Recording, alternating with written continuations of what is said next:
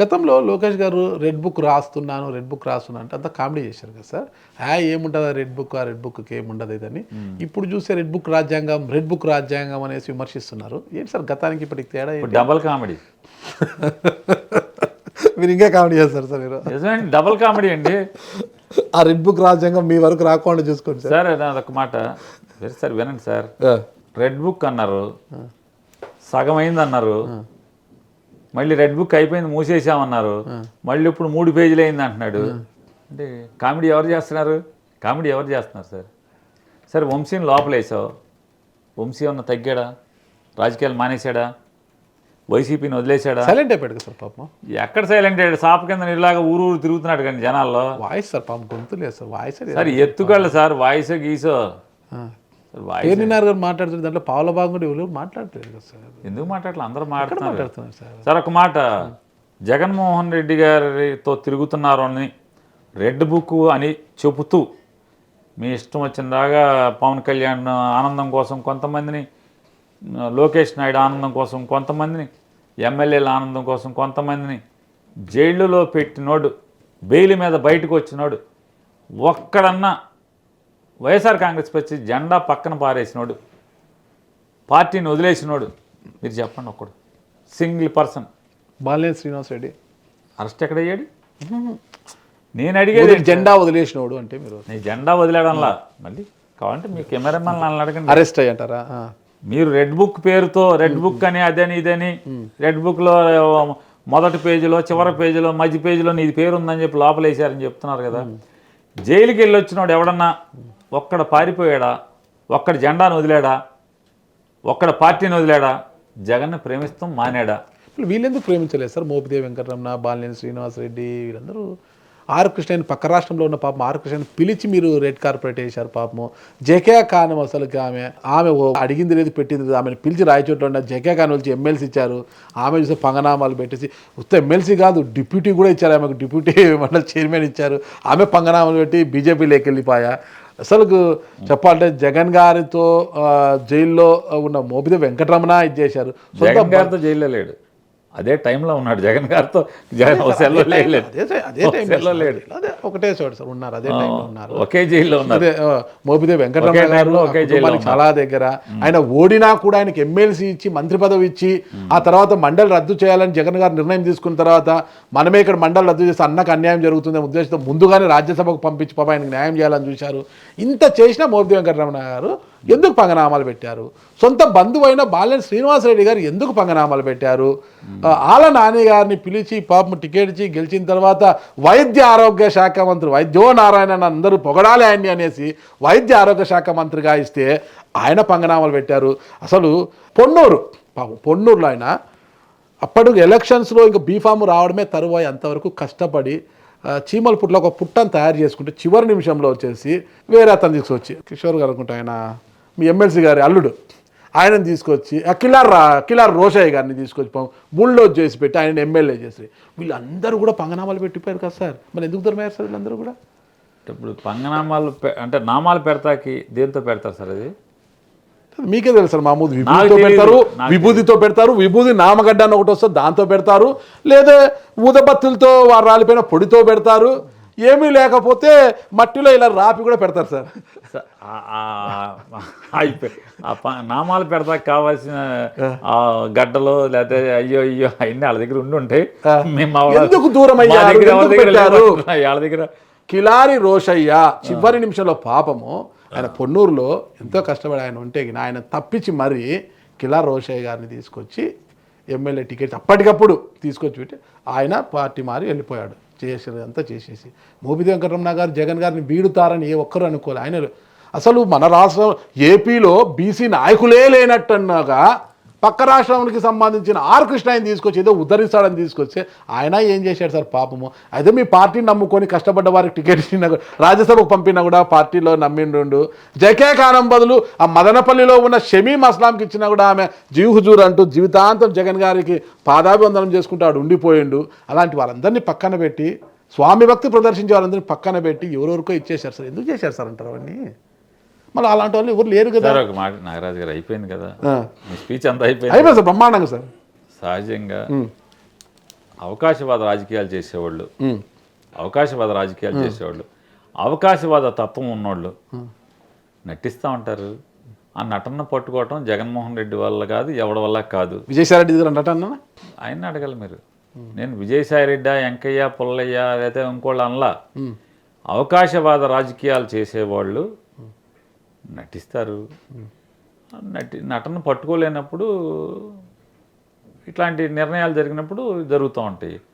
రాజకీయాల్లో జగన్మోహన్ రెడ్డి గారు 23 మంది ఎమ్మెల్యేలు వెళ్తే 67 మంది గెలిచి 23 మంది ఎమ్మెల్యేలు వదిలేసి వెళ్ళిపోతేనే అతను ఇంత కూడా తొణకలేదు, బెనకలేదు. అర్థమైందా? జగన్మోహన్ రెడ్డి గారు ఈ రాష్ట్ర ప్రజల్ని, దేవుణ్ణి మాత్రమే నమ్ముకుంటాడు. ఆయన 10 సార్లు చెప్పాడు. ఆయన ధర్మంగా తనతో ఉన్నోళ్ళందరికీ ఇది ఏదో ఒకటి చేయాలని ప్రయత్నం చేస్తాడు. ఉన్నోడు ఉంటాడు, పోయినోడు పోతాడు. ఉన్నోడే తనవాడు. అంతే. కాబట్టి ఇక రెండో ఆలోచన లేదు. అవకాశవాదం ఉన్నోడు నటిస్తాడు. అతను అవసరం ఇతనితో జగన్తో ఇక మనకు అవసరం లేదనుకున్నప్పుడు వెళ్ళిపోతూ ఉంటారు. దాని గురించి జగన్మోహన్ రెడ్డి గారికి వచ్చిన బెంగ కానీ భయం కానీ ఏం లేదు, చీకు లేదు, చింత లేదు. జగన్మోహన్ రెడ్డి గారు పాదయాత్ర చేయబోతున్నారు సార్. 100%. 2027 సంవత్సరం ప్లేనరీ తర్వాత చేస్తారని నా అంచనా. 2019 ఎన్నికలకు ముందు పాదయాత్ర చేసి రాష్ట్రంలో ప్రజలు పడుతున్న కష్టాన్ని కళ్ళారా చూశారు. చూసిన తర్వాత అతని మేనిఫెస్టో తయారైంది. ఆ విధంగా చేశాడు, సంక్షేమ పథకం, వెల్ఫేర్స్ చేశారు, లేదని లేదు. ఇంకా ఏమి తెలుసుకోవాలని మళ్ళీ ప్రజల మధ్యకి వెళ్ళాలనుకుంటున్నారు ఆయన? సమస్యలు అనేవి నిరంతరం ఉంటానే ఉంటాయి కదా. అప్పుడు చూశారు కదా, కొత్తగా వచ్చినవి ఏమి ఉన్నాయంటారు? అసలు మీరు ఎంతసేపు మీరు ఒక అంశాన్ని పట్ల మీరు విలేకరుగా కూడా చేశారు. ఇవాళంటే దీనికి వచ్చేసారు అనుకో, ఇంటర్వ్యూలు చేయటానికి.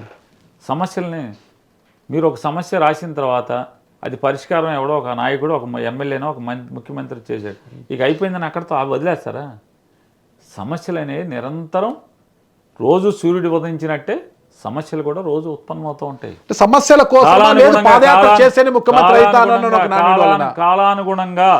కాలానుగుణంగా కాలంతో పాటుగా సమాజంలో మార్పులు వస్తూ ఉంటాయి, వ్యవస్థలో మార్పులు వస్తూ ఉంటాయి, సమస్యల్లో కూడా మార్పులు వస్తూ ఉంటాయి, కొత్త సమస్యలు పుట్టుకొస్తూ ఉంటాయి. నిరంతరం ప్రజల యొక్క జీవన విధానాల్ని, జీవన బాగోగుల్ని, వాళ్ళ యొక్క ఆర్ద్రమైనటువంటి గొంతుల్ని, వాళ్ళ గుండెల్ని స్పృశించి, వాళ్ళ గుండెల్లో ఉన్నటువంటి బాధని ఏముంది, ఈ సమాజం ఏం కోరుకుంటుందనేది ఎప్పటికప్పుడు తెలుసుకోవటం అనేది ప్రతి రాజకీయ నాయకుడి యొక్క విధి. ఆ విధిలో భాగంగానే ఆయన 2027 ప్లేనరీ తర్వాత ఆయన పాదయాత్ర చేస్తారు. ప్రజల్ని విస్తృతంగా ప్రజల్లో ప్రయాణించి ప్రతిదీ తేల్చుకుంటారు. ఎందుకంటే రాబోయే ప్రభుత్వంలో మనం ప్రజలకు ఏం చేయాలి, ఈ 5 ఏళ్లలో ఈ సమాజంలో మార్పులు ఏమొచ్చినాయి, ప్రజల ఆలోచన సరళిలో మార్పు ఏమొచ్చింది, సమస్యల్లో మార్పులు ఏమొచ్చినాయి, సమస్యలు రూపాంతరం ఎలా చెందినాయి, దానికి పరిష్కారాలు ఏంటనేది కళ్ళతో చూడటానికి, తను అనుభవించటానికి, అంటే చూడటానికి, తద్వారా ఆలోచన చేసుకోవడం కోసం ఆయన వెళ్తాడు ప్రజల మధ్యకి. అంతేనా సార్? లేకపోతే ఏపీలో నాకు తెలిసి ఇప్పటివరకు ఎవరు పాదయాత్ర చేసినా వాళ్ళు అధికారంలోకి వచ్చారు కదా. రాజశేఖర్ రెడ్డి గారు ఆద్యుడు దీనికి.